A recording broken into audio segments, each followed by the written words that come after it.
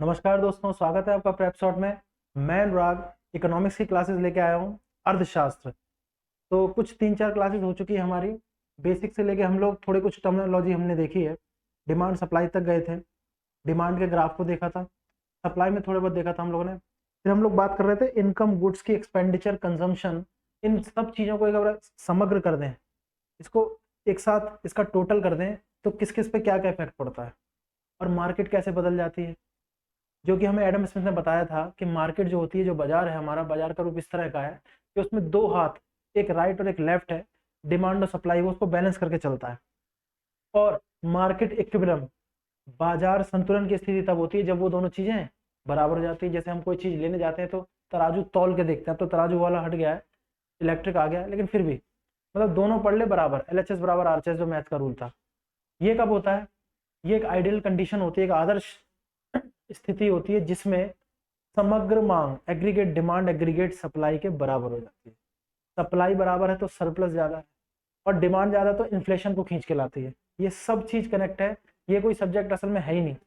अब इसमें चौंकना मत कि ऐसा क्यों कह रहे हैं, सब ज्यादातर ऐसा ही होता है। ठीक है, चलो मैथ्स में तो हमने ट्रिग्नोमेट्री करी, जो भी करी उसके हमने फॉर्मूला करे, उस पर कर दिया। इकोनॉमिक्स एक सोचा हुआ सब्जेक्ट है, हमारे आसपास जो भी हो रहा है। ऐसी पॉलिटी भी है, पहले राजा वाजा चलाते थे, अब सरकार चला रही है। तो ये इस तरह से होता है। हमें बेसिक समझना है कि कहना क्या चाह रहा है वो सब्जेक्ट, ठीक है ना, क्या क्या इफेक्ट पड़ेगा, उसी से बन जाता है हमारा सब्जेक्ट आगे की तरफ। आज थोड़ा सा टाइप्स ऑफ गुड्स देख लेंगे। हमने कहा था भारत जब स्वतंत्र हुआ था 1947 में, तो कौन कौन सी उसमें क्या क्या बदलाव हुए, कौन कौन सी स्थिति वहां पर पैदा हुई थी जिससे अर्थव्यवस्था पर प्रभाव पड़ने वाला था, या कौन कौन सी नई चीज कर सकते थे तो अर्थव्यवस्था बढ़ जाती, अर्थव्यवस्था बढ़ जाती मतलब थोड़ी सी उन्नति हो जाती। अब इसको हम लोग इकोनॉमिक ग्रोथ का नाम देते हैं। ठीक है, आज थोड़ी बात ज्यादा कर रहा हूँ, शुरुआत में लिखेंगे हम लोग, समझेंगे, लेकिन पहले थॉट जनरेट तो हमने कहा था थोड़ा थोड़ा, जो कि 11वीं की भी इकोनॉमिक्स में क्या होता है, India after the eve of the independence. ठीक है, इंडिपेंडेंस की बाद भारत में कौन कौन से बदलाव हुए। इंडिपेंडेंस के आसपास 1947 के आसपास जो रुपए था वो डॉलर, दोनों एक एक रेशो में थे। ऐसा क्या असर हुआ, ऐसा क्या इकोनॉमिक ग्रोथ हुई अमेरिका की कि वो इतना आगे चला गया। ठीक है, 80-81 के आसपास इतना गैप आ गया, कैसे? इवन चाइना में भी प्रोडक्शन ज़्यादा हुआ। तीनों सेक्टर को उसने मजबूत किया अपने, चाइना ने, तीनों सेक्टर को। हम लोग कहते हैं भारत एक कृषि प्रधान देश था क्या, है कहते हैं, लेकिन उस पर भी कुछ हमारी कुछ कमियां रह गई थी। बात में आ रही है? थोड़े से एक आध पॉइंट देखते हैं, फिर देखेंगे टाइप्स ऑफ गुड्स कौन से हैं। हमने कहा था स्वतंत्रता के आसपास हम देखेंगे क्या क्या भारत में बदलाव हुए थे। बात में आई? इकोनॉमिक्स सिर्फ सोच के ऊपर आधारित है और कुछ भी नहीं है, ठीक है ना। अर्थशास्त्र, और सबसे पहली क्लास में अर्थशास्त्र, अर्थव्यवस्था, इकोनॉमिक एक्टिविटीज में अंतर भी बताया था। ये बहुत मेन है, 12th तक बच्चे कर लेते हैं, उसमें डिफरेंस नहीं समझ पाते है क्या। 12th तक पढ़ रखी इकोनॉमिक्स, इकोनॉमिक एक्टिविटी क्या है, चलो वो बता देंगे। इकोनॉमी और इकोनॉमिक्स में एक ही चीज मानते हैं उसको, ठीक है। जबकि इकोनॉमी का बहुत छोटा पार्ट जो है वो इकोनॉमिक्स है, शास्त्र ना, ये शास्त्र है, ठीक है। एक विधा है, विधा, विधा बोलते हैं ना, एक नॉलेज है जिससे हम लोग इकोनॉमी को डिफाइन करते हैं कि इस देश की इकोनॉमी ऐसी है। ठीक है, इकोनॉमिक ग्रोथ जो थी ना भारत की, बहुत ज्यादा कम थी स्वतंत्रता के आसपास के। हमारे पास जो मेन मुद्दे थे, सबसे पहले तो स्वतंत्रता के आसपास की बात बता रहा हूँ, या इवन उसके बाद भी, सबसे पहले हमारी थी खाद्यान्न की समस्या, ठीक है ना, खाद्यान्न समस्या। और बेरोजगारी तो थी, बेरोजगारी, ठीक है ना, बेरोजगारी थी। बेरोजगारी को क्या बोलेंगे? अनएम्प्लॉयमेंट,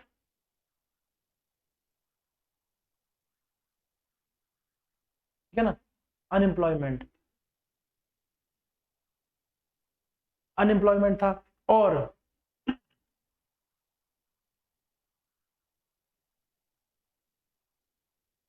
कॉम्युनल राइट्स हो गए थे, सांप्रदायिक दंगे थे, सांप्रदायिक दंगे। अब देखो, ये तो पॉलिटिकल इशू है, कोई बात नहीं। पॉलिटिकल इशू जो होता है ना, ये सब इंटर रिलेशन में, जब कभी कोई यूपीएससी की तैयारी करे ना, वो इन सबको एक साथ पढ़ता है, बात हमारी एक साथ लेके चलता है। मैं एक बात बता रहा हूँ आपको कि ये यूपीएससी की नहीं है, बात हमारी वनडे एग्जाम की चल रही है, लेकिन पॉलिटी बहुत ज्यादा इफेक्ट डालती है इकोनॉमी पर, बिल्कुल डालेगी। पॉलिटी नहीं तो सारी इकोनॉमी चेंज कर दी है भारत की, बात में आ रही है। भारत में वन के हिसाब से कौन सा प्रदेश है जहां पर वन का क्षेत्रफल सबसे ज्यादा है, तो वो है मध्य प्रदेश, है ना, मध्य प्रदेश, महाराष्ट्र, केरला, तमिलनाडु। तो जो मध्य प्रदेश की बात करें ना, मध्य प्रदेश की, एमपी की, वो आफ्टर द इंडिपेंडेंस की हम बात कर रहे हैं, आफ्टर इकोनॉमिक चैप्टर, इकोनॉमिक्स का ही ये टॉपिक चल रहा है। हम लोग देख रहे हैं 1947 तक या उसके बाद, 1947 तक या उसके बाद प्लस कर दिया ऐड, क्या क्या था, खाद्यान्न, बेरोजगारी, कॉम्युनल राइट्स थे, है ना, कॉम्युनल राइट्स से बंटवारे का वगैरह ये सब था, ये सब हो गया था, है ना। और कभी कभार ड्रॉट, सूखा भी पड़ जाता था उस समय, सूखा। अब देखो, देख रहे हो इंटर रिलेशन कैसे हो गया। ये स्वतंत्रता के बाद की बात चल रही है, अब इन दोनों पे हम क्या करें बताओ। देश की सरकार बहुत ज्यादा प्रयास कर रही है कि देश की इकोनॉमी बढ़ जाए, लेकिन सांप्रदायिक दंगे होंगे, सूखा पड़ेगा तो क्या किया जाए, तो क्या किया जाए, इस पर तो कोई रोक टोक नहीं है ना। सूखा पड़ा, चलो सूखा कैसे पड़ता है, मतलब जमीन बंजर हो जाती है, कोई भी बरसात वगैरह उतनी नहीं हुई, मानसूनी बरसात तो छोड़ो, वैसे भी नॉर्मल बरसात नहीं हुई, ठीक। मध्य प्रदेश, एमपी फिर भी पनपा इसमें। तो ये क्या हुआ, जब अंग्रेज ये देश छोड़कर चले गए थे, तब भारत ने देखा कि हम लोग अपने आप से क्या कर सकते हैं, हमें क्या जरूरत है। तब अंग्रेज क्या देखते थे, हमें क्या जरूरत है, बात समझ रही है, बात समझ रहे हो। जब अंग्रेज थे तो देखते थे हमें क्या जरूरत है, मतलब उनको, अंग्रेजों को, उस हिसाब से नील की खेती कराते थे, इंडिगो। उन्होंने कहा नहीं, नील की खेती करो। नील की खेती करने के बाद खेत बंजर हो जाता था, उससे उनको कोई मतलब नहीं था, कुछ समय के लिए छोड़ना पड़ता था, उससे कोई मतलब नहीं था।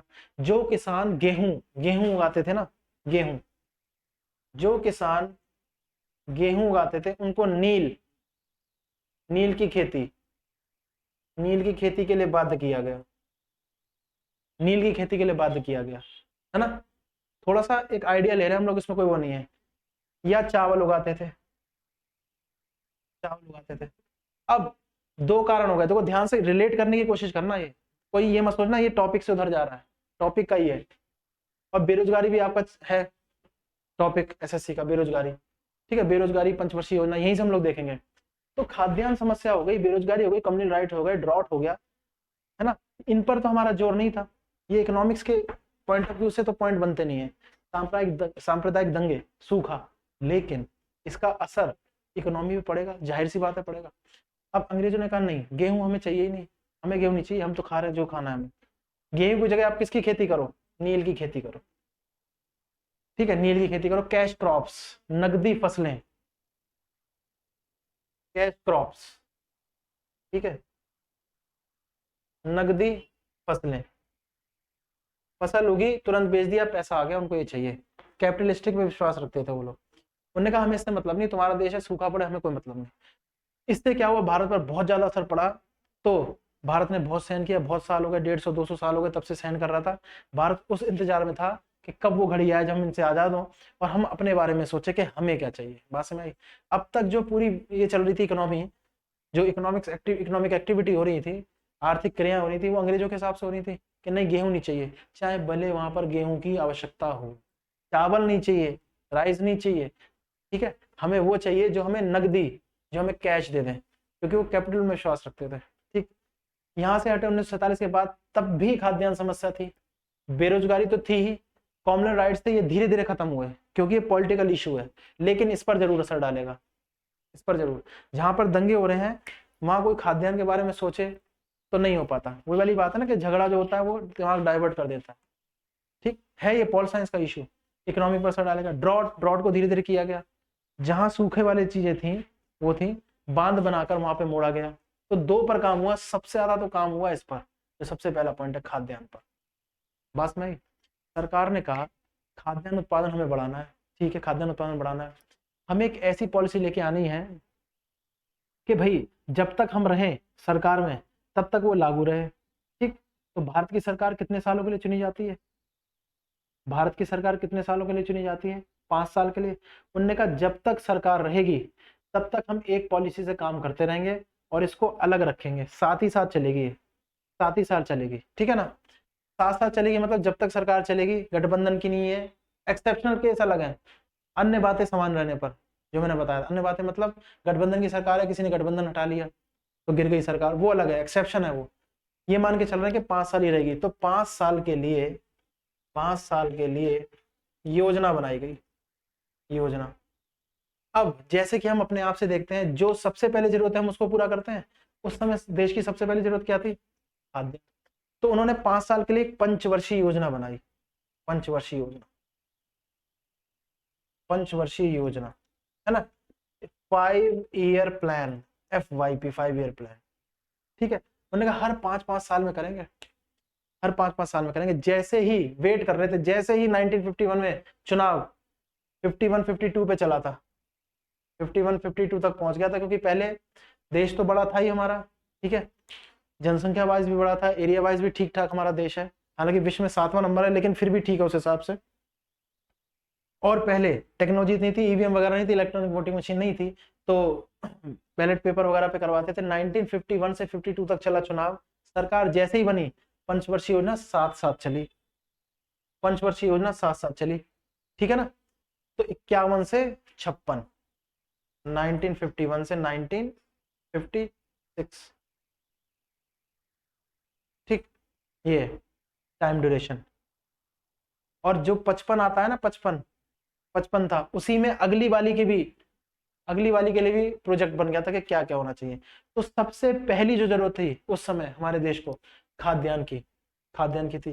तो इसमें बोला गया गेहूं और चावल जिसकी सबसे ज्यादा आवश्यकता है ना, उसको 1/3 तेजी से बढ़ा दो, 1/3 तेजी से उत्पादन करना है, तेजी से उत्पादन।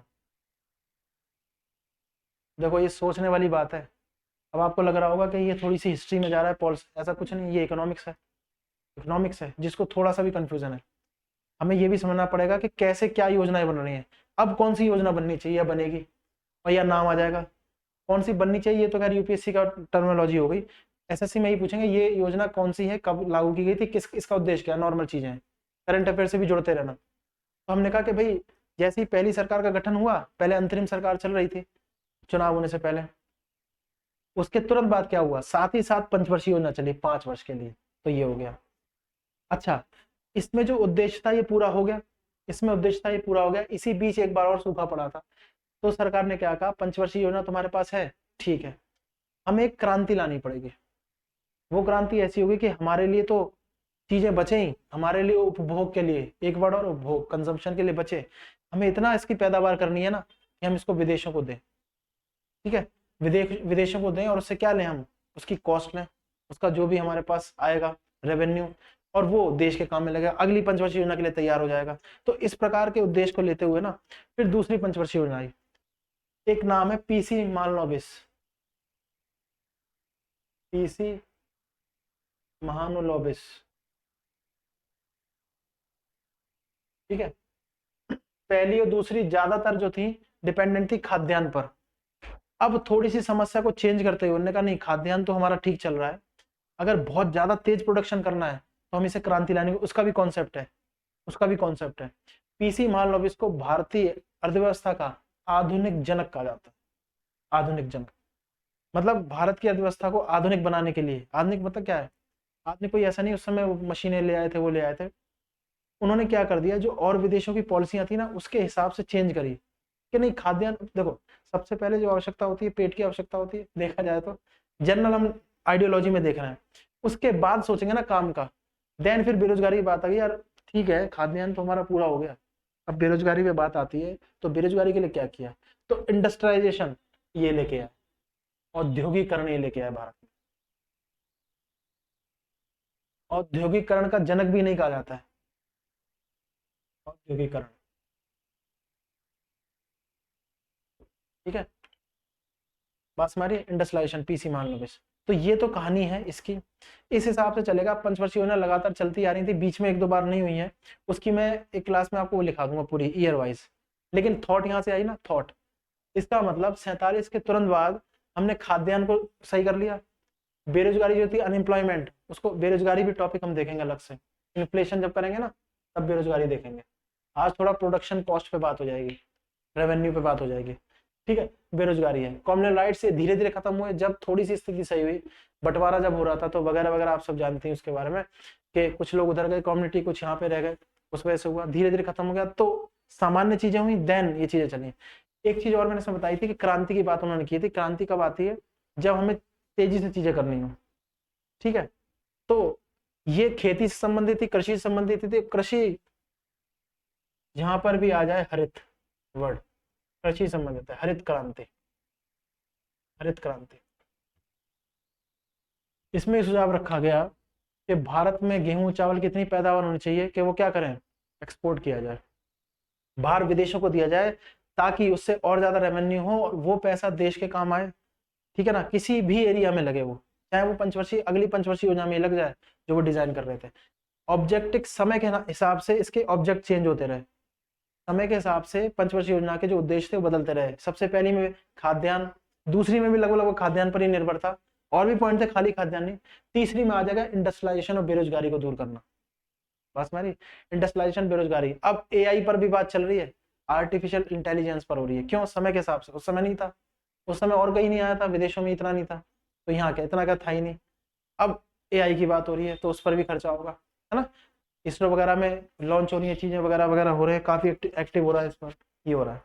तो इस तरह से तो ये पूरी कहानी है 1947 और उसके आसपास की, या उस 4-5 साल के अंतर भीतर भीतर तो ये होगा, ये सारा हुआ। इससे एक थॉट जनरेट हुई है, मैंने इसलिए बताया, इससे एक हमें सोच मिली है कि नहीं इस प्रकार से सोचा था देश ने उस समय। देश ने मतलब सरकार ने, पूरे देश को ही मान के चलेंगे, भारत लोकतांत्रिक सरकार है इसलिए। पीसी मानलोविस जो भारत के औद्योगिकरण के जनक, भारत के आधुनिक अर्थशास्त्र के पिता, ठीक है ना, आधुनिक बिल्कुल मॉडर्न इकोनॉमिक्स बना दी उन्होंने, ठीक है, और टेक्नोलॉजी बेस बना दी। ये हो गया, बस में इसको देखते हैं, इसको हटाते हैं। अब देखना, ये तो हो गया इंडिपेंडेंस के आसपास। अब एक क्लास में पंचवर्षीय योजना की जो डेट वगैरह है ना, क्या उद्देश्य था, इस प्रकार से हम पूछ लेंगे। हालांकि अब एसएससी में क्या है ना, करंट वाली ज्यादा पूछते हैं, ये नहीं कि तीसरी में क्या था, वो तो पता है बच्चों ने रट ली होंगी, पूरी पूरी रट के बैठे हैं बच्चे, ठीक है ना। अब करंट से पूछते हैं कि अब कौन सी पंचवर्षीय योजना है, या जस्ट पहले की, और उसका उद्देश्य क्या था, उसका उद्देश्य क्या था पंचवर्षीय योजना का। बात समझ आ रही है? ये मैं कह रहा हूँ आपसे। चलो कोई नहीं, हम लोग गुड्स की बात कर रहे थे, हमने गुड्स की बात की थी, टाइप्स ऑफ गुड्स के विषय में हम लोगों ने पिछली क्लास में सीखा था, और डिमांड और प्राइस उसकी रिलेशन निकाली थी हमने। Types of goods,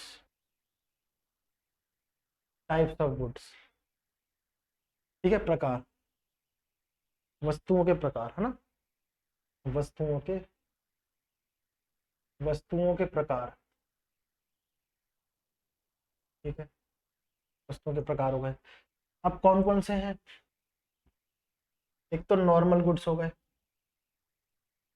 normal goods, ठीक है, नॉर्मल गुड्स हो गए। सामान्य वस्तुएं, सामान्य वस्तुएं, ठीक है। एक हो गए सब्स्टिट्यूट, सब्स्टिट्यूट गुड्स, ठीक है, सब्स्टिट्यूट गुड्स, प्रतिस्थापित वस्तुएं, प्रतिस्थापन वस्तुएं, पास में आ रही प्रतिस्थापन वस्तुएं। अलग अलग इसकी रिलेशन प्राइस और इससे निकाली है, डिमांड से, प्राइस और डिमांड से इसकी रिलेशन निकाली है भाई, कौन सा कैसे है, इसलिए इसको कैटेगरीज में बांट दिया, नॉर्मल गुड्स, सब्स्टिट्यूट गुड्स, है ना। कॉम्प्लीमेंट्री गुड्स लो, कॉम्प्लीमेंट्री गुड्स, ठीक है ना, कॉम्प्लीमेंट्री गुड्स। आसन्न, शायद इसका मीनिंग है आसन्न वस्तुएं, ठीक है, ये हो गया। और क्या है? इंफीरियर गुड्स, इंफीरियर गुड्स, ठीक है ना। अब सुनो, नॉर्मल गुड्स, सामान्य वस्तुएं, ये सब हो गया। नॉर्मल गुड्स जैसे कि नाम से ही पता है, नॉर्मल गुड्स तो क्या होगा, इसमें रिलेशन क्या होगा, प्राइस और डिमांड में, कीमत और डिमांड, मांग में क्या रिलेशन होगा? नॉर्मल है तो, यानी प्राइस बढ़ेगा तो नॉर्मल केस क्या होता है, प्राइस ज्यादा बढ़ जाएगा तो हम डिमांड घटा देंगे नॉर्मल गुड्स की जो हम नॉर्मली यूज कर रहे हैं, ठीक है ना। इन अच्छा, और अन्य बातें समान रहने पर ये ध्यान रखना, इसलिए बोला था अन्य बातें, मतलब कोई सूखा नहीं पड़ेगा, कोई प्राकृतिक आपदा नहीं आएगी, वगैरह वगैरह नहीं होगा, उस हिसाब से हम लोग चर्चा कर रहे हैं। बात में है ना, मैं कह रहा हूँ आपसे, are you getting my point, है ना। ये हम कह रहे हैं, तो प्राइस यानी कीमत और डिमांड मांग, प्राइस कीमत डिमांड मांग, ये हो गया। इसमें नॉर्मल संबंध है कि प्राइस बढ़ेगा तो डिमांड घट जाएगी, या वाइस वर्सा, वाइस वर्सा मतलब इसका उल्टा। ये तो नॉर्मल की बात। सब्स्टिट्यूट गुड्स क्या होता है? सब्स्टिट्यूट, एक के बदले दूसरा। इसमें हम लोग बात कर लेते हैं टी और कॉफी की, मैंने बताया था टी और कॉफी की, चाय और कॉफी, चाय और कॉफी की बात हुई।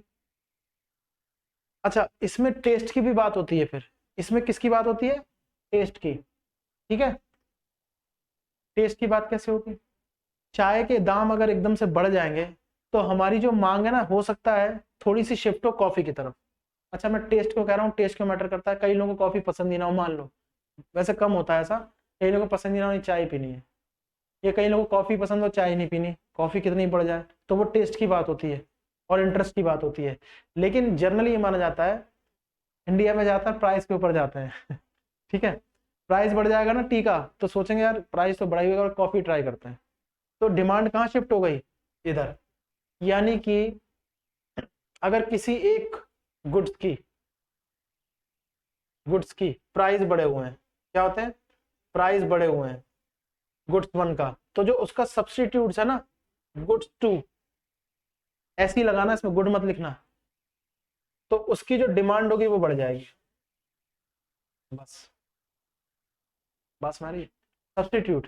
अरे कई बार केमिस्ट पे नहीं जाते हो, ये वाली दवाई दे दो, कहता है ये वाली दवाई तो नहीं है, इसका सब्स्टिट्यूट ले लो। सब्स्टिट्यूट मतलब होता है काम वही करेगी, कंपनी दूसरी है, ठीक। अच्छा, चाय और कॉफी का ही लगोगे, ये हिसाब किताब है, उसके प्राइस बढ़ गए तो डिमांड उससे शिफ्ट होकर कॉफी पे आ गई। लेकिन इसमें टेस्ट और इंटरेस्ट भी मैटर करता है, कई लोगों को पसंद ही नहीं है कॉफी, नहीं हम पियेंगे ही नहीं, वो भी है। इसलिए अन्य बातें समान रहने पर ना, ऑल थिंग्स आर स्टेबल, ठीक है ना, और constant, then the demand shifted from tea to coffee, demand shift हो जाएगी अगर प्राइस पर ऐसा अंतर आता है तो। बात में आ रही है? ये हो गया कॉम्प्लीमेंट्री। कॉम्प्लीमेंट्री क्या है? आसन्न एक दूसरे के आसपास है, पेट्रोल और कार का रिलेशन, ठीक है ना। पेट्रोल का प्राइस बढ़ गया बहुत ज्यादा,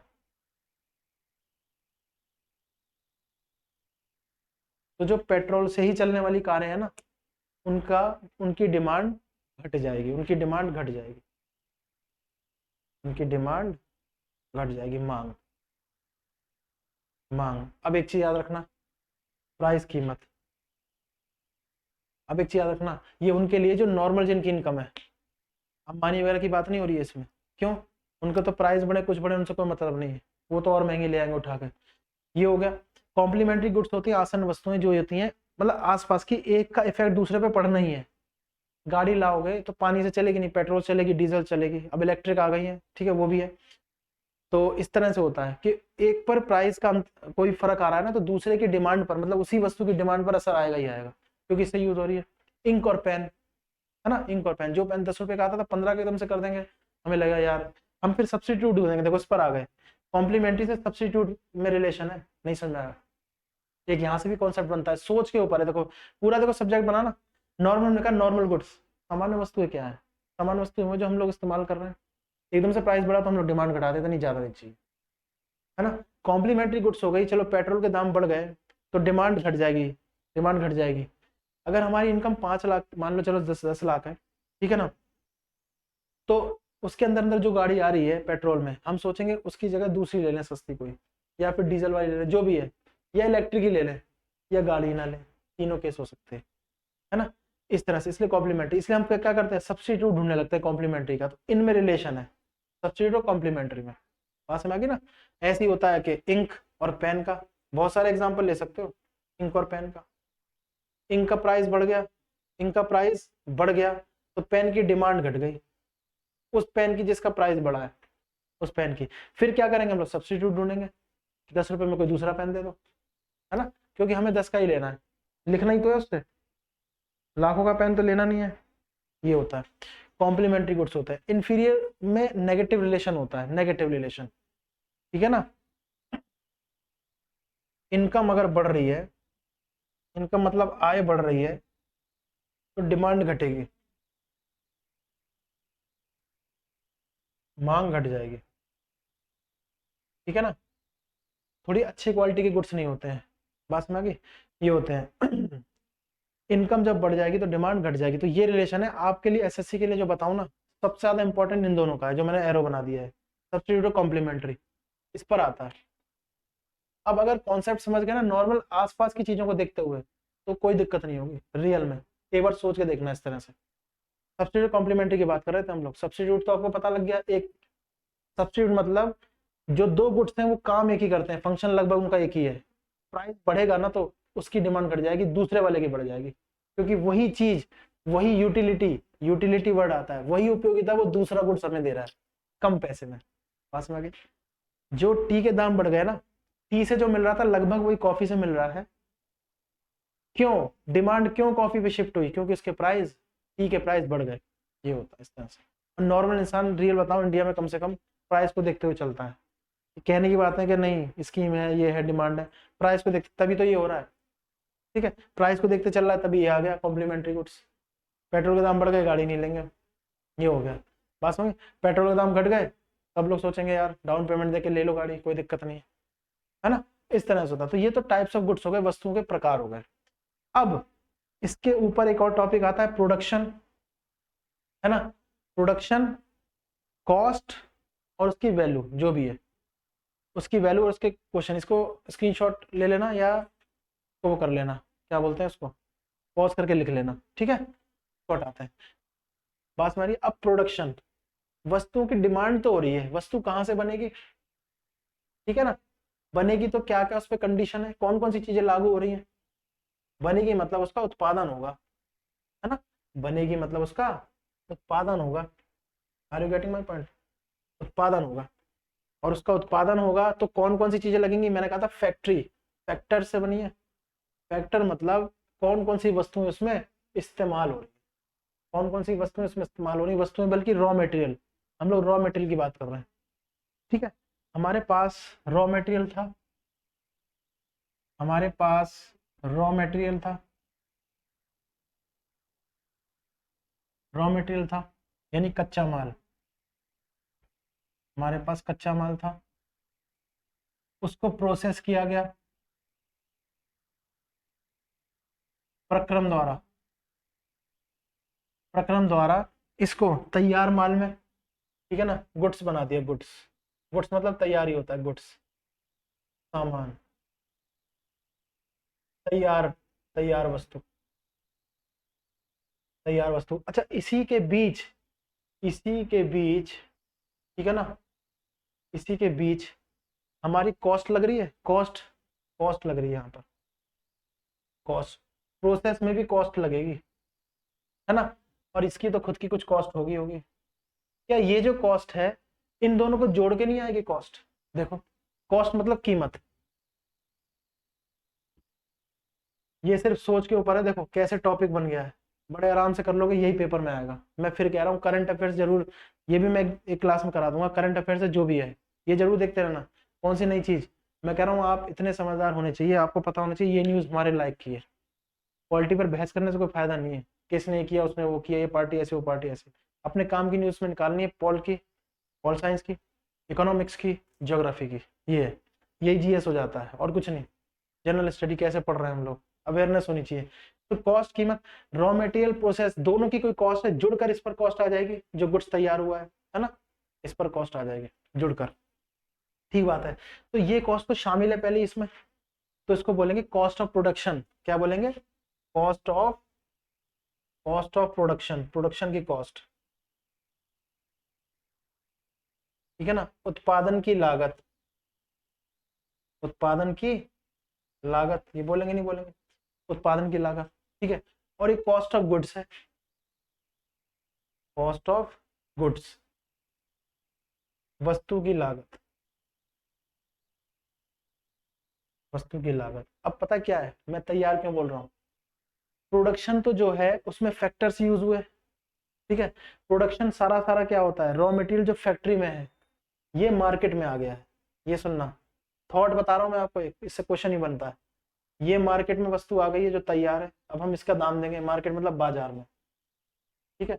इसका क्या हिसाब किताब था, ये अभी तक क्या है, रॉ मटेरियल कहाँ गया है, फैक्ट्री में, ठीक है, फैक्ट्री में। बात समझी, फैक्ट्री में गया, फैक्टर से बना हुआ है, यानी कॉस्ट ऑफ प्रोडक्शन के से निकल कर आया है कॉस्ट ऑफ गुड्स, जो भी कीमत है। इस पर क्या शामिल होगा, प्रोडक्शन में तो चलो प्रोसेसिंग जो भी होगा कॉस्ट, और रॉ मटेरियल कॉस्ट। तो प्रोडक्शन में क्या क्या शामिल होता है, यहाँ पर मैं लिखता हूँ कॉस्ट ऑफ प्रोडक्शन में क्या क्या शामिल होता है, cost of raw material, cost of raw material यानी कहने का मतलब कच्चे माल की कीमत, कच्चे माल की कीमत, कच्चे माल की कीमत, ठीक है, plus cost of cost of cost of processing, cost of processing. अब प्रोसेसिंग क्या अलग अलग है, किसी की पैकिंग करनी है तो पैकिंग करने के जो भी लगते होंगे वो है कॉस्ट ऑफ प्रोसेसिंग, यानी कि प्रक्रम की कीमत, जो भी प्रक्रम हुआ है, प्रोसेस हुई है, प्रक्रम की कीमत। अब ये मिलके क्या बन गया, बाजार कीमत, मार्केट वैल्यू, मार्केट वैल्यू या मार्केट कॉस्ट, बाजार कीमत, बाजार कीमत, ठीक है ना। ये हो गई बाजार कीमत किसकी, गुड्स की, गुड्स मतलब तैयार वस्तु, तैयार वस्तु। बात समझ गई, मैं कह रहा हूं आपसे, ये पूरा छोटा सा एक हमने सोचा कि भाई किस प्रकार से होता है, ये हमें पता है, ये हमें पता है, इसी से फॉर्मूले निकलते हैं, इसी से आगे 2 चैप्टर और बन जाएंगे, प्रोडक्शन के, रेवेन्यू के, ठीक है ना, ऐसे बन जाएंगे, कोई इसमें वो नहीं है।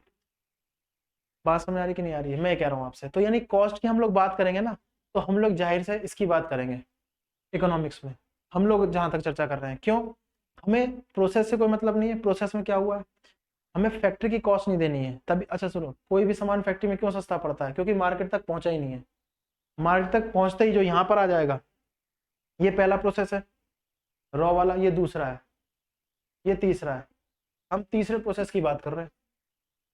कोई भी सामान हमारे पास जो 50 रुपए का है, मोटा मोटा मान लेते हैं फैक्ट्री में 30 रुपए का पड़ रहा है, मान लेते हैं 50 रुपए का, 20 का जो अंतर है वो टैक्स वगैरह, जीएसटी वगैरह, ठीक है, और प्रॉफिट जो भी होगा, ये प्रोड्यूसर जो होगा वो जो प्रॉफिट चाहेगा उसको निकाल कर है, तब हमें कॉस्ट मिलता है। मैं ये कह रहा हूँ, बात में आ रही ना। इसलिए ये एक थॉट है जो आपको जनरेट करने के लिए था। अब प्रोडक्शन के बारे में थोड़ा सा देख लें, ठीक है ना। हम लोग क्या करते हैं, प्रोडक्शन के मामले में थोड़ा सा कुछ देख लेते हैं। इसको स्क्रीनशॉट ले लेना, स्क्रीनशॉट ले लेना इसका, या पॉज करके लिख लेना, एज पर हम हट गए, देख लो इसको। बात में आ रही है, चलो ये आ गया। इससे एक और हमारी थॉट जनरेट होगी, प्रोडक्शन जो आपने बताया कि कॉस्ट ऑफ प्रोडक्शन है, चलो ठीक है, हमने समझ लिया। Raw material plus processing fees का जो भी है, प्रोसेसिंग फीस नहीं, सॉरी, प्रोसेसिंग कॉस्ट, इसको जुड़ के मार्केट कॉस्ट बनती है। अब प्रोडक्शन के बारे में आप क्या समझा रहे हो, तो देखो, प्रोडक्शन कौन करेगा, प्रोड्यूसर, किस उद्देश्य से करेगा, लाभ कमाने के उद्देश्य से। तो क्या हमें फैक्ट्री की कॉस्ट देगा वो ना, फैक्ट्री की कॉस्ट तो उसकी कॉस्ट है ना, क्योंकि उसने रॉ मटेरियल का पैसा दिया है, प्रोसेसिंग उसके यहाँ लेबर जो लगी है जो भी है उसको पैसा दिया है, तो वो ये चाहेगा कि उससे ऊपर बेहाफ जीएसटी भी देगा सरकार को, इलीगल नहीं होगा तो। इलीगल नहीं है वैसे, सब कुछ सरकार ने ले रखा है, मोदी सरकार ने, कोई दिक्कत नहीं है, बाजार में पैसा कमी है। तो क्या हुआ कि सब कुछ देने के बाद फिर वो प्रॉफिट देखेगा, तो यानी हमारा जो प्रोडक्शन की कॉस्ट आई ना, वो मार्केट वैल्यू ही है, वो मार्केट वैल्यू ही है।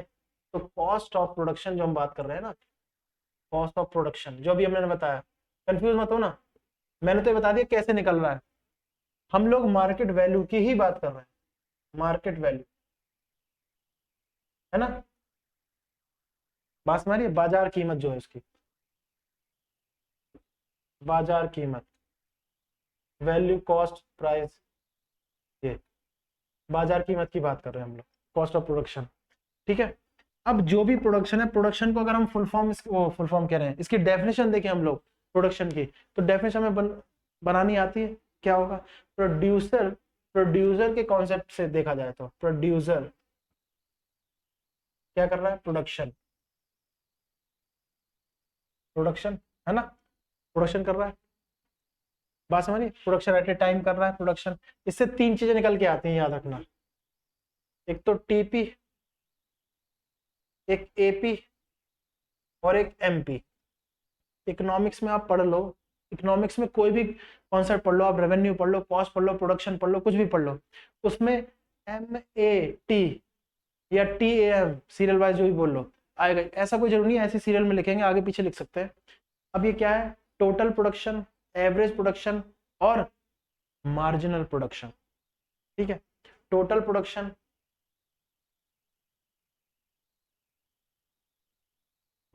टोटल प्रोडक्शन, एवरेज प्रोडक्शन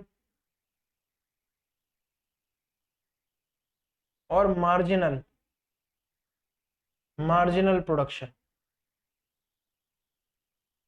ठीक हो गया, total production, average production, marginal production, यानी कुल, कुल उत्पादन,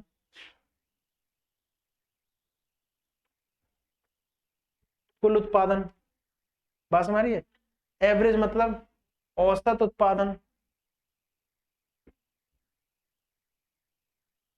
और मार्जिनल मतलब सीमांत उत्पादन, सीमांत उत्पादन। देखो यहां से कॉन्सेप्ट समझने की कोशिश करना, प्रोड्यूसर उत्पादक, उत्पादक और प्रोडक्शन उत्पादन। एक छोटी सी हमारे पास टेबल है, ठीक है ना,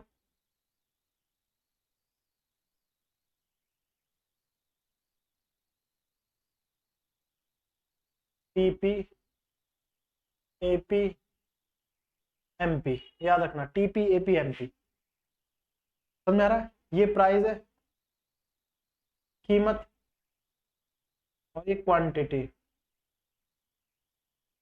मात्रा। ये कीमत है 10 रुपए, ये 20, ये 30, 40, 50। ठीक है, एक टेबल के तौर पे समझाने का प्रयास किया गया है कि हमने कहा था ना प्रोडक्शन हमने समझाया, तो कॉस्ट ऑफ प्रोडक्शन में हमने कहा असल में ये होता है कि रॉ मटेरियल का कॉस्ट ऑफ प्रोडक्शन की बात हो, तो उत्पादन की कीमत की बात हो, लागत की बात हो, तो उसमें रॉ मटेरियल का कॉस्ट और प्रोसेस जो भी प्रक्रम होता है उसका कॉस्ट इंक्लूड होता है। ठीक, लेकिन हम इसमें जो चर्चा कर रहे हैं कॉस्ट ऑफ प्रोडक्शन में, वो मार्केट वैल्यू की करेंगे। मार्केट वैल्यू में उससे अलग अलग जीएसटी जुड़ जाता है और प्रोड्यूसर का प्रॉफिट जुड़ जाता है। ठीक है, तो देखो ये प्राइस होगा, इसकी क्वांटिटी ये सीरियल वाइज लिखेंगे, 1 2 3 4 और 5। टोटल प्रोडक्शन, टोटल प्रोडक्शन कैसा हुआ, तो ये देखने वाली बात है। टोटल प्रोडक्शन इसका हो गया 10, 40, 90, इंटू हो रहा है, इंटू हो रहा है इसका से। मतलब 10 रुपए के हिसाब से एक क्वांटिटी का कोई भी गुड्स बनाया, एक क्वांटिटी का प्रोडक्शन क्या कितना हो गया, टोटल प्रोडक्शन कितना हो गया, ये हो गया। बात समझ रही है, ये कह रहा हूँ मैं। और 20 के 40, 30 का ये 90 होगा, इंटू हो रहा है, तो ये कितना हुआ 160, और ये कितना हुआ 250, ये हो। ठीक है, अब एवरेज प्रोडक्शन जो होगा ना, डिवाइड कर दिया जाएगा। एवरेज प्रोडक्शन में क्या होगा, क्वांटिटी से टोटल प्रोडक्शन को डिवाइड कर देंगे। इसको इससे डिवाइड करेंगे 10, इसको इससे करेंगे 20, इसको इससे करेंगे 30, इसको इससे 40 और इसको इससे 50। जानबूझ के टेबल ऐसी बनाई जो समझ में आ जाए, देख रहे हो, है ना। एमपी क्या होता है, मार्जिनल, मार्जिनल मतलब होता है गैप, मार्जिन कितना है, मार्जिन यानी एक, सुनना, एक एक्स्ट्रा इकाई, एक एक्स्ट्रा यूनिट को गेट करने के लिए हम कितने यूनिट को सेक्रीफाइस कर देते हैं। नहीं समझ में, ऐसे नहीं आएगा समझ में। मार्जिन मतलब होता है जैसे आप 50,000 की सैलरी पे काम कर रहे हैं, ठीक है ना, आपको एक ऑफर आता है 60-65 हज़ार की सैलरी, ठीक है, चलो और खुश कर देते हैं, आप 50,000 की सैलरी पे काम कर रहे हैं, है ना, आपको ऑफर आता है 1 लाख की सैलरी,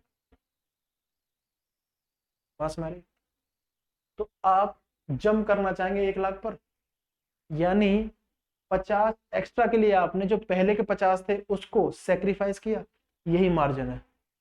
ये तो मार्जिन यूटिलिटी हो जाएगा, उपयोगिता। यहाँ पे मार्जिन प्रोडक्शन, प्रोडक्शन की बात हो रही तो मार्जिन आ गया।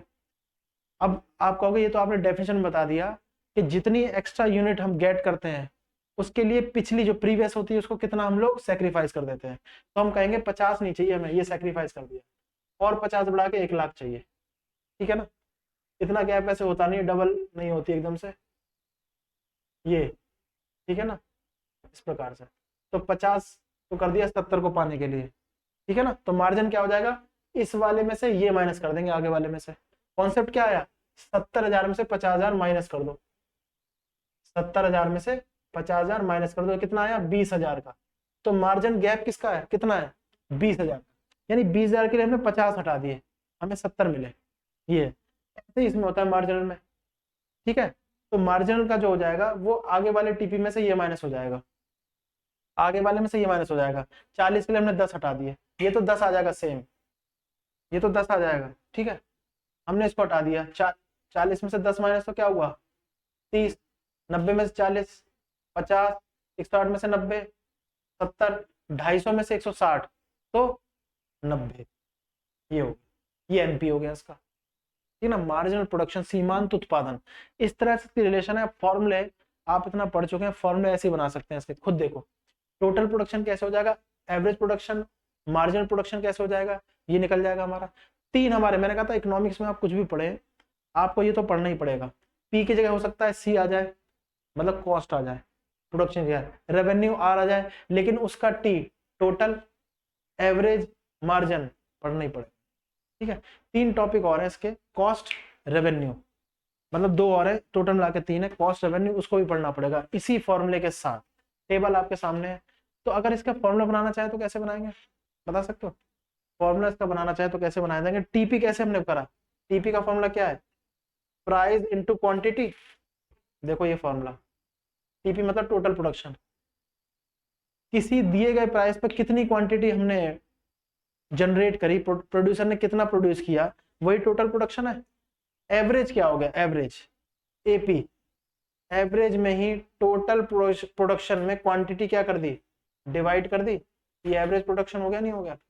देखो पास में आ रही है। और एमपी जो था मार्जिनल प्रोडक्शन सीमांत, इसमें MP TPN minus TPN minus 1, ये एन माइनस 1 क्या है, ये एन माइनस 1 क्या है, ये एन आगे को डोनेट कर रहा है, और ये एक माइनस पिछला वाला प्रीवियस, तो ये उसके आगे वाला ये प्रीवियस वाला है। यानी कि जैसे हमने इसको कहा 10 की जगह तो 10 आ गए, 40 को गेट करने के लिए 10 का हमने क्या कर दिया, सेक्रीफाइस कर दिया, तो गैप कितने का है 30 का, जैसे वहां पे था।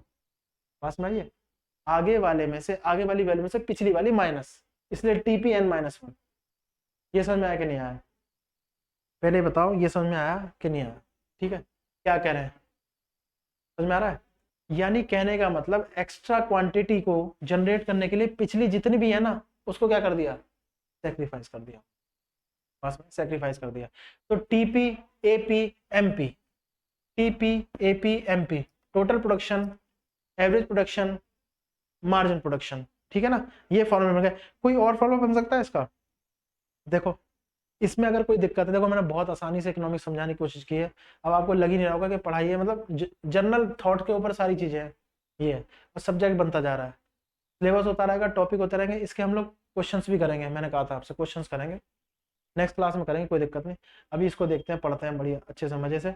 तो total production, average production, margin, मैं कह रहा हूँ इस पर जो फॉर्मूले लिखे हैं ना तीनों, क्या कोई चेंज है फॉर्मूला इसमें, और भी बन सकता है कोई फॉर्मूला, देखो एक दूसरे में रखकर क्या बन सकता है। क्या एवरेज प्रोडक्शन कभी प्राइस के बराबर हो सकता है, एवरेज प्रोडक्शन प्राइस के बराबर, देखो जरा इसको, प्राइस के बराबर हो सकता है। अगर आप यहां देखें, चलो मैं ऐसे बता रहा हूं आपको, ठीक है ना, थोड़ा ज्यादा होच पोच हो गया ये, मैं लिखता चला आता हूँ उधर, ये हो गया, इसको हटाते हैं। ये कॉन्सेप्ट समझाया था ना मार्जिनल वाला, मार्जिनल वाला समझ में आया कि नहीं आया, पहले बताओ, मार्जिन वाला समझ में आना चाहिए। एक्स्ट्रा यूनिट को गेट करने के लिए प्रीवियस कितनी यूनिट को हमने सेक्रीफाइस कर दिया, है ना। तो 70,000 को लेने के लिए 50,000 का सेक्रीफाइस किया, तो गैप कितने का, 20,000 का, बहुत बढ़िया, है ना। इस प्रकार से होता है ऐसे। अब हम कहेंगे एवरेज प्रोडक्शन, हमारे पास 2 फॉर्मूले थे, यहां पर देखना ऊपर, हमारे पास फॉर्मूला था टीपी बराबर प्राइस इंटू क्वांटिटी, ठीक है, और एपी बराबर क्या है, टीपी अपॉन क्यू, यही है बात, समझ आ रही है? यही है। तो टीपी की वैल्यू क्या है, पी इंटू क्यू, यहां रख दो। एपी बराबर टीपी की वैल्यू क्या है, पी इंटू क्यू, और अपॉन क्यू है ही, क्यू से क्यू कट गया, यानी एवरेज प्रोडक्शन प्राइस के बराबर होना चाहिए। ये समझ आया कि नहीं आया? ये समझ आया कि नहीं आया? एवरेज प्रोडक्शन प्राइस के बराबर होना चाहिए। और देखो टेबल में क्या है, अगर गलत बता रहे हैं तो देखो, क्या ये है ऐसा? मेरे पे विश्वास मत करो, टेबल पे देखो। जी हाँ, देखो ना, एवरेज प्रोडक्शन क्या है, 50 40 30 20 10। हाँ, क्या ये प्राइस के बराबर है? 50 40 30 20 10, ये देखो ये हो गया। ये तो जाहिर सी बात है, होगा ही, अपने आप ही आएगा। ये तो जनरल थिंकिंग है। जितना कॉस्ट हम दे चुके हैं वो तो दे चुके पर यूनिट के हिसाब से, वही तो है। जितना कॉस्ट, जितना प्राइस हम दे चुके वो तो दे चुके पर प्रोडक्शन यूनिट पर, और पर प्रोडक्शन यूनिट को टीपी बोलते हैं। अब मैंने एक चीज और बताई थी, या तो फॉर्मूले से डेफिनेशन बना लो, या डेफिनेशन से फॉर्मूला। अब आप बताओगे क्या क्या हो जाएगा? The all summation of the all production of the quantity with the price of a commodity is called total production. किसी भी किसी भी वस्तु का, किसी भी वस्तु के कुल इकाइयों का समग्र मान कुल कीमत से कुल उत्पादन कहलाता है। किसी भी वस्तु की समग्र इकाई का, समग्र इकाई का समग्र कीमत से जोड़ या गुणा क्या कहलाता है, कुल उत्पादन कहलाता है। एवरेज प्रोडक्शन क्या होगा, देखो ये कैसे आया इसको ध्यान से देखना, फिर भी कोई दिक्कत है कमेंट करना। बात में आ गई? एवरेज प्रोडक्शन क्या होगा कि जो भी गिवन प्राइस है उस पर यूटिलिटी जितनी है, जितने भी यूनिट्स हैं उसकी वैल्यू एवरेज इसके हिसाब से, और प्रति इकाई पर, हिंदी में प्रति इकाई पर कुल उत्पादन औसत उत्पादन कहलाता है। प्रति मतलब ये है, प्रति इकाई पर, प्रति इकाई पर कुल उत्पादन, टोटल प्रोडक्शन, औसत उत्पादन कहलाता है। ठीक है ना? The value of the total production in respect of per quantity is called average production. दोबारा बताओ, the value of total production per unit of quantity is called average production. कुछ भी बना लो अपनी भाषा में, ये रहा फॉर्मूला है। तो हमने कहा था ना, फॉर्मूले से या तो डेफिनेशन बना लो, या डेफिनेशन दिया तो फॉर्मूला। अब एक फॉर्मूला ये वाला लगाया था, कैसे रखा है एक बार वो बता दे रहा हूँ। टीपी की वैल्यू पी इंटू क्यू थी, प्राइस इंटू क्वांटिटी, है ना? एपी क्या है, टीपी अपॉन क्यू है। टीपी की वैल्यू ये पूरी उठा के यहाँ रख दी, पी इंटू क्यू, क्यू से क्यू कट गया, पी आ गया। एवरेज प्रोडक्शन प्राइस के बराबर, और टेबल में देख के भी पता लग रहा है एवरेज प्रोडक्शन किसके बराबर है, प्राइस के। ठीक है ना? ये होगा। यहाँ तक समय आया कि नहीं आया? हम हट गए हैं, 10 सेकंड के लिए टाइम है, या तो स्क्रीनशॉट ले लो या नोट कर लो एज पर योर विश। ठीक है, बात समझ आ रही है? ये हो गया, चलो इसको हटाते हैं। अब क्या बात चल रही थी हमारी? ठीक है, तो प्रोडक्शन की बात करी थी हमने। प्रोडक्शन को तो हमने देख लिया, इससे क्वेश्चन कैसे बनेंगे हम वो भी देख लेंगे। ये तो इसकी डायरेक्ट वैल्यू पूछ ली जाती है, डायरेक्ट वैल्यू पूछ ली जाती है। चलो एक दो क्वेश्चन इस पे देखेंगे, एक दो क्वेश्चन फिर करते हैं इसको। इसको हटा देते हैं, है ना? इसको हटा देते हैं। अब क्या होगा,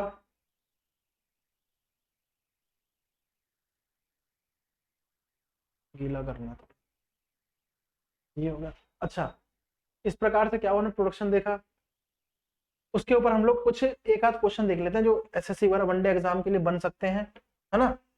क्या क्या होगा इसमें, कैसे कैसे बन सकते हैं, वो देख लेंगे हम लोग। वो हम लोग देख लेते हैं ऐसे, देखो सुनो क्वेश्चन देखना आप। एक क्वेश्चन हम लोग देख लेते हैं, जैसे सुनना, the cost of production of 5 units, the cost of production of 5 units, क्या बोले, the cost of production of 5 units of a commodity, the cost of production of 5 units of a commodity which values rupees 50 per unit, what will be the production. अब देखो, किसी वस्तु की 5 इकाई, चलो मैं लिख देता हूं पूरा। किसी वस्तु की किसी वस्तु की 5 इकाई, 5 इकाइयों 5 इकाइयों की प्रति इकाई कीमत, प्रति इकाई प्रति इकाई कीमत 50 रुपए है, 50 रुपए है। तो इसका उत्पादन कितना होगा? अब देखो, इसका उत्पादन कितना होगा,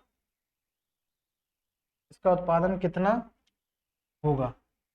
अब इसमें एक जो है ना, एक शब्द से क्वेश्चन गलत हो जाता है, और ऑप्शन भी ऐसे ही थे।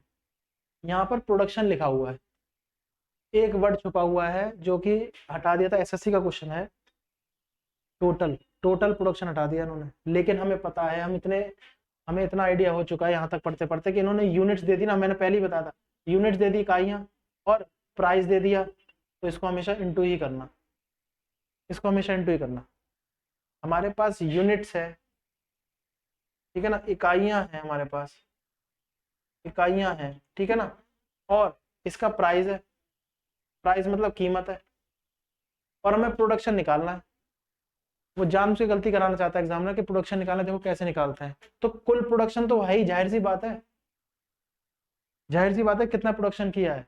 जब 5 यूनिट उसने बना ही ली है 50 के पर के हिसाब से, तो इकाइयां ये हैं, कीमत ये है ना, इकाइयां ये कीमत है, प्रोडक्शन मांग रहा है तो इंटू कर दो, क्या आ जाएगा 250, 250 रुपए का प्रोडक्शन हो गया। बस मारिए, इसी को बोलेंगे क्यू क्वांटिटी, और इसी को बोलेंगे पी, तो ये क्या होगा, इंटू हो गया टीपी। ऐसे, यही तो अभी बताया था, ये क्वेश्चन आया हुआ था, लेकिन 2-3 साल पहले का क्वेश्चन है, ठीक है ना, 3-4 साल बल्कि पहले का।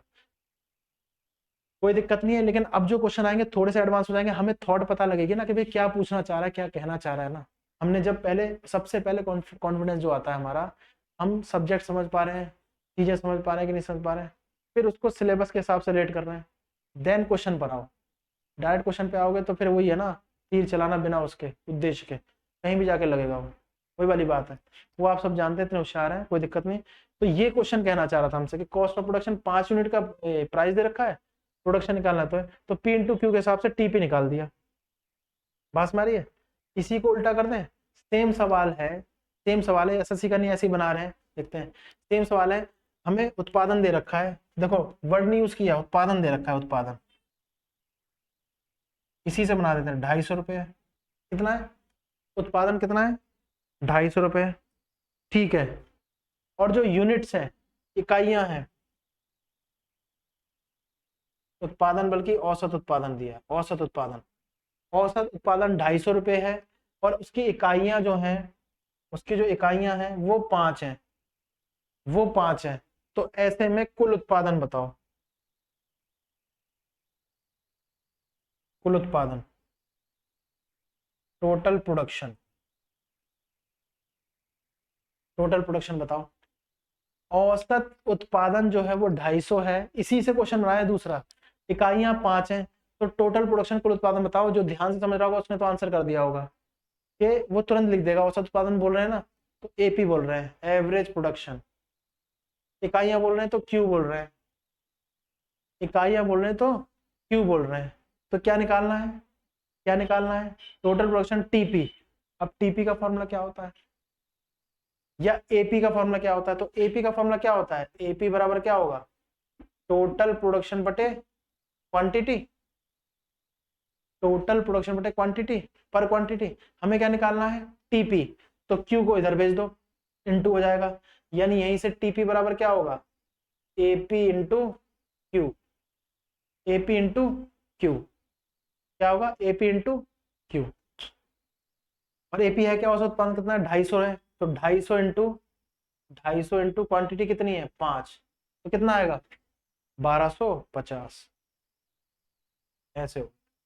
बस में गए, ये क्वेश्चन भी आ सकता है ऐसा ही, छोटा सा क्वेश्चन था, अगर हमें कॉन्सेप्ट ही नहीं पता होगा तो कैसे करेंगे। अब तुक्के वाली बात जो कहते हो, तुक्का लगाते रहो, कितना लगाओगे, तुक्का सही भी हो सकता है, गलत भी हो सकता है, नेगेटिव मार्किंग में वो हमें पीछे ही ले जाएगा बहुत ज़्यादा, उसका कोई फायदा होने वाला नहीं है। क्यों?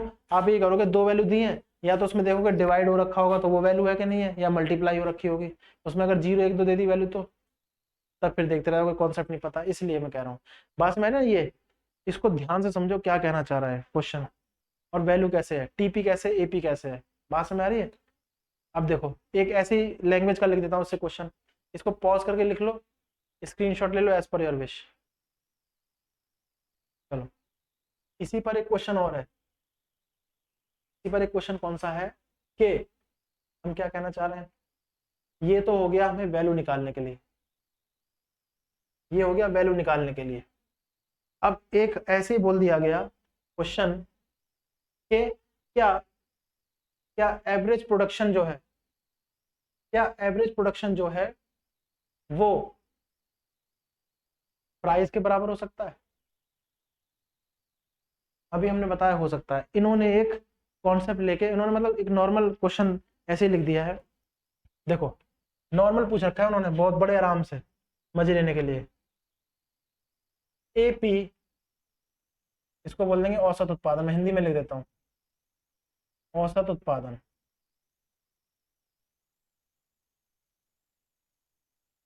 इक्वल टू प्राइस, कीमत। अब वैन करके कंफ्यूजन में डाला है, वैन जब, जब अब कब, अब सोचते रहो कब, फिर ऑप्शन में आओ कि ऑप्शन में क्या देखना है, ऑप्शन दे दिए। अब एपी बराबर मतलब औसत उत्पादन कीमत के बराबर है कब, औसत उत्पादन कीमत के बराबर है कब, बस मेरी है। जैसे मैंने चलो टेबल बना, छोटी सी टेबल बनाता हूँ, उससे देखना कंपेयर करना जरूरी है। ये मैं नॉर्मल शॉर्ट में लिख रहा हूँ, price, quantity, TP, AP. Price है 10 20 30, 3 लिख दिए। क्वांटिटी है उसकी, क्वांटिटी उसकी है 1 2 3, टोटल प्रोडक्शन 10 40 90। एपी क्या हो गया, टीपी अपॉन क्वांटिटी 10 20 और कितना है 30। देखो उसको, अब देखना मैंने जानबूझ के टेबल बनाई है, व्हेन टीपी इज इंक्रीजिंग,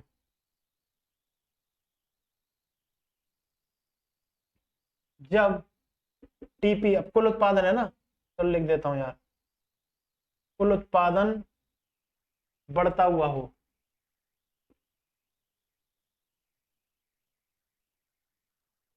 जब कुल उत्पादन बढ़ता हुआ हो, ठीक है। व्हेन टीपी इज इंक्रीजिंग, ठीक है ना, बात हमारी है। व्हेन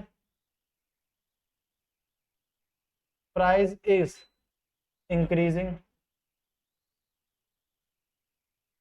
जब कीमत बढ़ती हुई हो, ठीक है, बात हमारी है। अब इसी का उल्टा, व्हेन प्राइस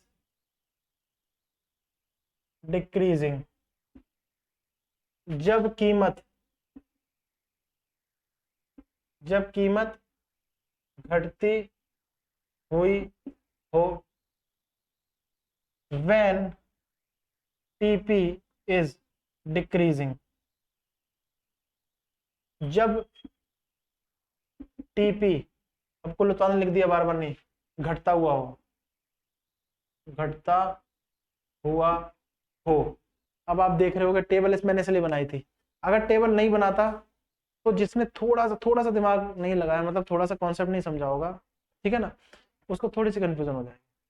हमें पता है आइडियल कंडीशन है, ये तभी हो सकता है। अब केस केस ऐसे पूछते हैं क्वेश्चन कि वहां पे दिमाग लग जाए, और ज्यादातर जल्दी गलत लगा देते हैं क्वेश्चन, ठीक है ना।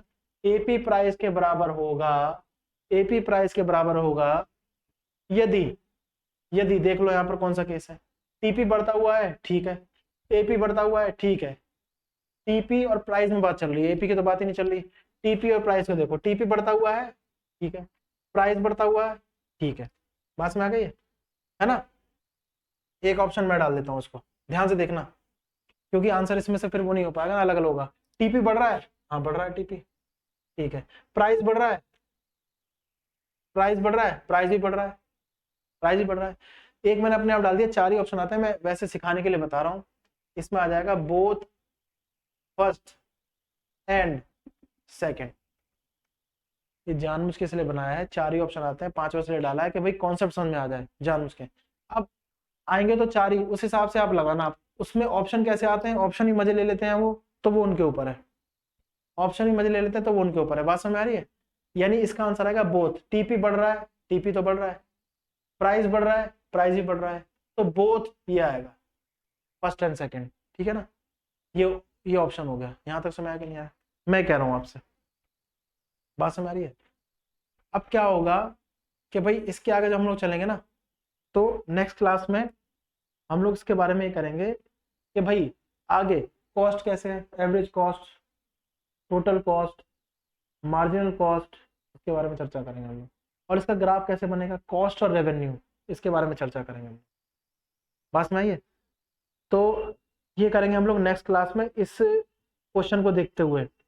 अब आगे जारी रखेंगे हम लोग कॉस्ट के ऊपर। रेवेन्यू होता है, कॉस्ट होता है, कैसे इंटररिलेशन होता है इसका, ठीक है, कैसे इसका इंटररिलेशन होता है, उसको हम देखते हुए चलेंगे। ठीक है, तो इस क्लास में यहाँ तक रखो। ये क्वेश्चन है, थॉट जनरेट हुई ना, फिर हम लोग एसएससी और वनडे एग्जाम जो भी है, जहाँ पे भी जैसा भी क्वेश्चन आएगा उसको हम लोग देखेंगे। बस भाई, तो यहाँ पर इतना ही है। नेक्स्ट में हम लोग कर रहे हैं कॉस्ट के ऊपर, तो वेट करते रहिए, यहाँ तक पढ़ते रहिए। कॉन्सेप्ट जहां से हट गया वहीं से कंफ्यूजन शुरू, इसलिए मैं कह रहा हूँ यहाँ तक पक्का रखो क्या हो रहा है, यहाँ तक पक्का रखो क्या हो रहा है। ठीक है, तो मिलते हैं नेक्स्ट वीडियो में। यहाँ तक आपको रिवाइज चाहिए, ये मैं आपसे चाहता हूँ कि भाई इतना आप करें, यहाँ तक रिवाइज करें, और कॉन्सेप्ट बड़े प्यार से समझ में आएगा, क्योंकि सब्जेक्ट को लेके नहीं चल रहे हम लोग, अपने आसपास में जनरल बात करते हुए यहाँ तक पहुंच गए, क्वेश्चन तक पहुंच गए। ठीक है, तो आशा करता हूँ ये समझ में आया होगा। नेक्स्ट में हम लोग कॉस्ट का थोड़ा देखेंगे, कुछ क्वेश्चन कर लेंगे। ठीक है, तो थैंक्स फॉर वॉचिंग, मिलते हैं नेक्स्ट वीडियो में कॉस्ट और रेवेन्यू के साथ। तब तक के लिए नमस्कार।